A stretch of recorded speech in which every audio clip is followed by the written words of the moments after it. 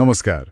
आज हामी प्युठान जिल्लाको झिमरुक गाउँपालिकामा पर्ने एउटा निकै चर्चित ठाउँ कोट मन्दिरको बारेमा कुरा गरौँ न त।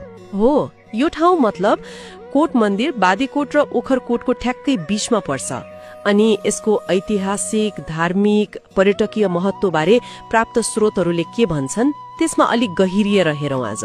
एकदम। यो त ओखरकोटको पनि अग्लो थुम्कोमा रहेछ हैन? दुईवटा वडाहरूलाई जोड्ने जस्तो पनि हो नि। त्यसैले यसको लोकेसन नै अलि रणनीतिक जस्तो लाग्छ अनि त्यहाँ पुग्ने बाटो पनि अलि विशेष नै छ क्यारे। हो त नि। मैले पढेको स्रोतमा त त्यहाँ पुग्न झण्डै 600 वटा ढुङ्गाको सिडी चढ्नुपर्छ रे। त्यो पनि नागबेली परेर गएको। साँच्चै 600 वटा? त्यो त लामै भयो नि। अनि रमाइलो कुरा के भने त्यसको बनावटलाई त चीनको ग्रेट वलसँग तुलना गर्दा रहेछन्। ए हो र? ग्रेट वलसँगै? त्यो त आफैमा एउटा आकर्षण गयो। हो, अनि सुरक्षाको लागि दुवैतिर रेलिङ पनि छ भनिएको छ। त्यसले गर्दा अलि सजिलो त भयो होला चढ्नलाई। अवश्य। त्यो सिडी आफैमा एउटा अनुभव दिने हालको होला। अलि चुनौतीपूर्ण तर रमाइलो। अनि अर्को कुरा, मोटर बाटो पनि पुगेको छ रे नि त। त्यो पनि जानकारीमा आयो। मोटर बाटोले गर्दा सजिलै पुग्न सकिने भएर होला अचेल त दिनकै 100औं आन्तरिक पर्यटकहरू पुग्छन् रे त्यहाँ। हो, पहुँच सजिलो भएपछि त पर्यटक बढ्ने नै भयो। यसले ठाउँको लोकप्रियता कति बढेको छ भन्ने देखाउँछ। पहुँचको कुरा त भयो, तर यसको ऐतिहासिक पक्ष पनि त बलियो रहेछ। कुनै बेला त्यो भुरे टाकुरे राजाहरूको गढ थियो रे नि त यहाँ। हो, त्यो सुनिन्छ। मतलब पहिलेका साना राज्यका स्थानीय शासकहरू बस्ने ठाउँ।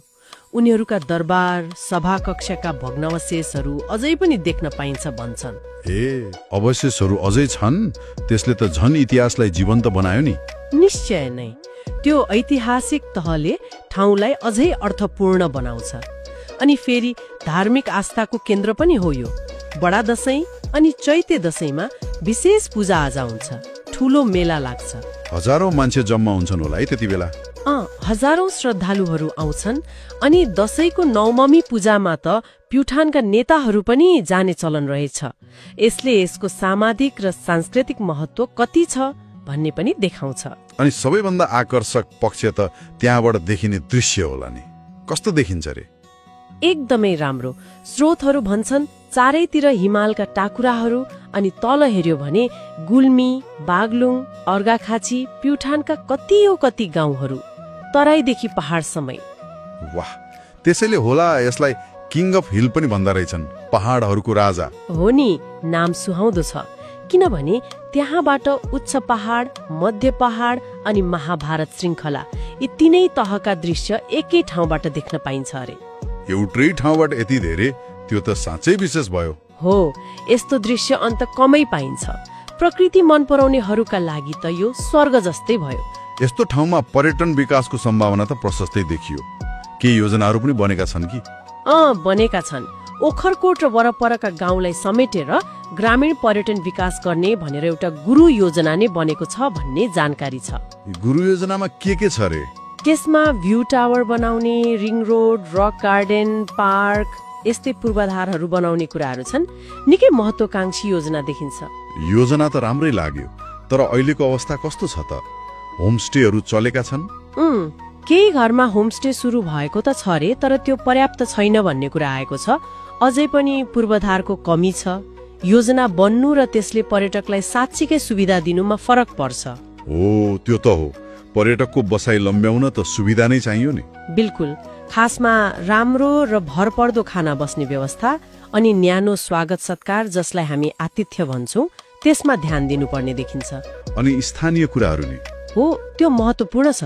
स्थानीय उत्पादनहरू, त्यहाँको मौलिक पहिचान झल्किने कुराहरूलाई कसरी प्रवर्धन गर्ने भन्नेमा पनि सोच्नुपर्छ। जब पर्यटकले स्थानीय संस्कृति र उत्पादन अनुभव गर्न पाउँछन्, यात्रा अझै स्मरणीय बन्छ। यसमा त स्थानीय समुदाय र गाउँपालिकाले मिलेर काम गर्नु पर्ला है। एकदमै। बलियो सहकार्य बिना यो सम्भव छैन। त्यसो भए मोटामोटी रूपमा हेर्दा यो कोट मन्दिर भन्ने ठाउँ इतिहास, आस्था र प्रकृतिको एउटा सुन्दर सङ्गम रहेछ। हो, त्रिवेणी नै भन्न सकिन्छ। अनि विकासको सम्भावना पनि प्रशस्तै छ। तर त्यो सम्भावनालाई यथार्थमा बदल्न चाहिँ योजनाबद्ध प्रयास र लगानी चाहिने देखियो। बिल्कुल। चुनौती भनेकै त्यही हो। ऐतिहासिक चिनाली र प्राकृतिक सुन्दरतालाई नबिगारी दिगो रूपमा अनि स्थानीयले पनि लाभ पाउने गरी पर्यटन विकास कसरी गर्ने भन्ने नै मुख्य प्रश्न हो। अन्तमा एउटा कुरा सोच्न मन लाग्यो, भोलि गुरु योजना अनुसार पूर्वाधार बन्ला, सुविधाहरू थपिएलान्, तर पर्यटकलाई अरू ठाउँभन्दा फरक एकदमै विशेष अनुभव दिन, उनीहरूलाई फेरि आउनु मन लाग्ने बनाउन त्यहाँको कुन चाहिँ खास स्थानीय उत्पादन वा परिकार वा सांस्कृतिक पक्षलाई ब्रान्ड जस्तै बनाएर अगाडि बढाउन सकेला, जसले गर्दा कोट मन्दिरको पहिचान अझै बलियो र विशिष्ट बनोस्। यो पनि एउटा विचार गर्नुपर्ने पक्ष हो कि